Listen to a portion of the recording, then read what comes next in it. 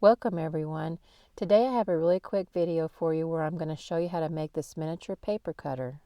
You can cut the pieces out of whatever you would like to use. Here are the pieces. I have the base, the top, and the two sides. Your choice of paper, Q-tip, and toothpick, either one is fine.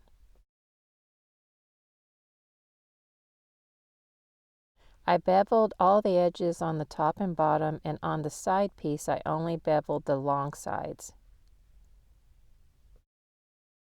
You can paint your pieces any way that you desire. I chose a wood grain for the bottom and the top, and on the sides I did a black, hoping it would be like wrought iron. Next I glued the sides on. I just centered them on the bottom piece. I decided how long I needed to make my toothpick or Q-tip be to hold the paper. I sanded to make them flat and also to remove any splinters. I painted just the ends of the toothpick that would be exposed once the paper was glued on. I glued a strip of paper onto my toothpick and I let it dry a little bit before I started rolling. That made it easier to handle. Don't glue your paper edge down. Glue it before that so it looks like the paper is just hanging there ready to be torn off. I chose brown paper, but you could always use cream or white. Then I glued it to my sides. Make sure to have the paper look like it's just hanging there ready to be cut. Looks like my sides are leaning in just a little bit, but that's okay. It kind of gives it a special look. And then I glued the top on.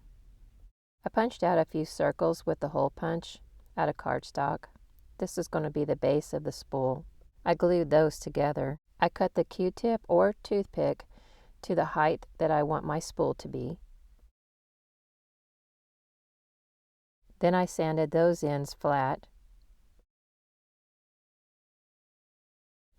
And I glued them down to my circle. I took some watered down brown paint and I'm kind of dirtying up the paper cutter a little bit here and there. I painted the spool brown, but you could pick whatever color you'd like. I kept mine open on top, but you could always glue some circles on top too. I took some cream colored crochet thread and I wrapped it around my spool, and then now I'm adding a little bit of glue to help keep it from all coming off of there, and then I'm going to cut it kind of leaving a long tail. That way I think it'll look kind of natural, like someone just pulled some thread off and it was just left hanging like that. This part could be optional, but you could always take some brown and black chalk pastels or your color choice and apply some to the paper cutter and to the spool of thread. I took a strip of cardstock and I folded it in the shape of the blade, and then I painted it with wood glue and now with the black paint. I trimmed the ends and now I'm just gluing it onto the paper cutter now. I decided to go ahead and glue the spool to the top of the cutter. And now it's complete. I thought I should make some little packages using foam board wrapped up in the paper and tied with the string to make it look like something that someone's already purchased.